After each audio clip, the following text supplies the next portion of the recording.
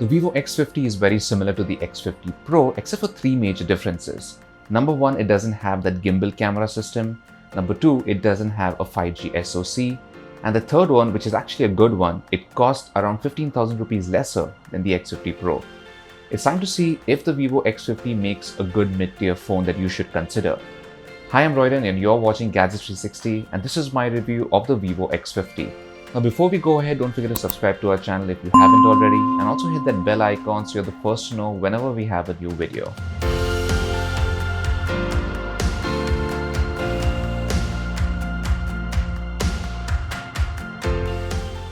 Just like the Vivo X50 Pro, the Vivo X50 looks striking from any angle and is easily one of the best looking phones I've seen from the company of late. It feels premium and is well built too, thanks to the metal frame and the frosted glass back. Now the matte finish, the frost blue variant looked good and it rarely attracted fingerprints in my experience. The Vivo X50 has a 6.56-inch AMOLED display with a Full HD Plus resolution, a 90Hz refresh rate and HDR10+ certification. You also get an always-on display feature with some nice selection of clock faces. The display gets very bright, colors look punchy and I didn't notice any off-axis tinting either. HDR videos look good when played locally or through YouTube. However, for some reason the Netflix app failed to detect the HDR capability when I tried it. Still, videos in general looked very good. The bottom speaker can get quite loud for multimedia playback or even phone calls, but a stereo setup is sorely missed. There's a hole punch cutout for the selfie camera and an in-display fingerprint sensor. The latter is very quick at authentication and the same goes for face recognition too. The Vivo X50 runs FunTouch OS 10.5 based on Android 10. There's a lot that's packed into this custom Android skin, starting with plenty of redundant apps such as Vivo's own App Store, browser and email client, none of which can be uninstalled. Now my unit even had some apps such as TikTok, Hello, which have now been banned by the Indian government, but these can be uninstalled. However, FunTouch OS also offers plenty of interface customizations which really let you fine-tune your experience. The dynamic effects menu in the settings app lets you set an animation for when the phone unlocks and different animations for a fingerprint match, face recognition, charging, etc. Now let's talk about performance. The Vivo X50 uses the Qualcomm Snapdragon 730 SoC and is available in two variants with 8GB of RAM and a choice between 128GB and 256GB of storage. It's not the most powerful SoC for a phone at this price, especially when you have alternatives based on the Snapdragon 855 Plus to compete with.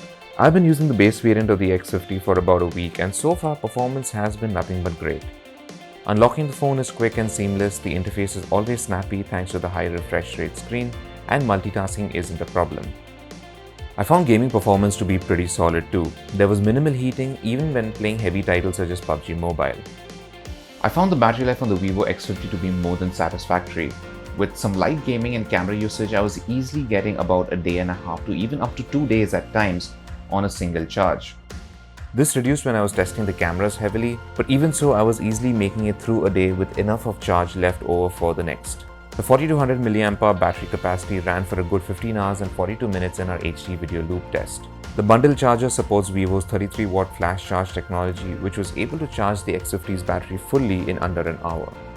Now let's talk about the camera performance. Now, the Vivo X50 might not have the gimbal camera system or even a telephoto camera of the X50 Pro. However, I still think it has a pretty good set of cameras all around, and you can see those specifications on the screen now. There's a 48-megapixel primary camera with a Sony IMX598 sensor, and you get an ultra-wide, a portrait and a macro camera. The main rear camera was pretty impressive overall. In daylight, landscape shots packed in plenty of detail, colors were vibrant and exposure was balanced. Close-ups looked excellent too with sharp details and generous background bokeh thanks to that large f1.6 aperture. Now there's a maximum zoom range of 20x, however when you move past the 2x magnification mark, the Vivo X50 switches to the portrait camera, thereby effectively giving you 2x optical zoom and then hybrid digital zoom till 20x. Image quality is decent at 2x, but I found the autofocus to be a little inconsistent. In low light, the main camera automatically decreases the shutter speed for better exposure. Now there's a bit of grain and brightly lit areas can look overexposed, but switching to night mode fixes both these issues. The ultra-wide camera captured good details and colors in daylight. The advantage of having autofocus for this camera is that you can capture extreme close-ups too. This pretty much renders the dedicated macro camera obsolete since it captures comparatively weaker colors and poorer details. Wide-angle shots in low light had weaker details compared to those captured with the main camera. A night mode helps fix the exposure a bit, but it doesn't make a dramatic difference. In portrait mode, before taking the shot, you can adjust the level of background blur and add beauty effects and filters. Portrait shots of people and objects generally looked good. Autofocus was a little slow when using the portrait camera, but details and colors were good. There's a 32 megapixel front camera on this smartphone. Now the Vivo X50 captured high quality selfies during the day. Bokeh mode also worked very well. Low light selfies taken under artificial light looked decent, but there was a noticeable hit in quality. In extreme low light conditions, you can use night mode, but the final result wasn't often pleasing. The Vivo X50 can record up to 4K 30fps stabilized video. Now, details were sharp and noise was minimal and colors looked good. The ultra wide angle camera can only capture up to 1080p and the quality is not as good as when using the main one, even during the day. The ultra stable mode is useful if you'll be moving around a lot and need good stabilization. In low light, it's best to stick to the main camera for good details. The Vivo X50 also has some neat little tricks for video. Smart Zoom, which can be activated via the little video camera icon, will automatically zoom in and out to follow your subject. This works well, but the autofocus isn't quick enough to keep up and the footage looks a bit grainy if there isn't enough light. There's eye detection autofocus, which worked very well. Object tracking is also impressive and the X50 is able to continue tracking the subject even if it briefly drops out of the frame and comes back. The Vivo X50 looks stylish and is built well and has good cameras. Battery life and the AMOLED display are also some of its strong suits. Now the exclusion of stereo speakers is a big miss in my opinion, and so is the underpowered SoC at this price. But if neither of these things really bother you, then I think you'll be happy with the Vivo X50, especially if you're looking for good cameras and a premium design. Now I have no trouble recommending the Vivo X50 as it has proven to be a pretty good all-rounder.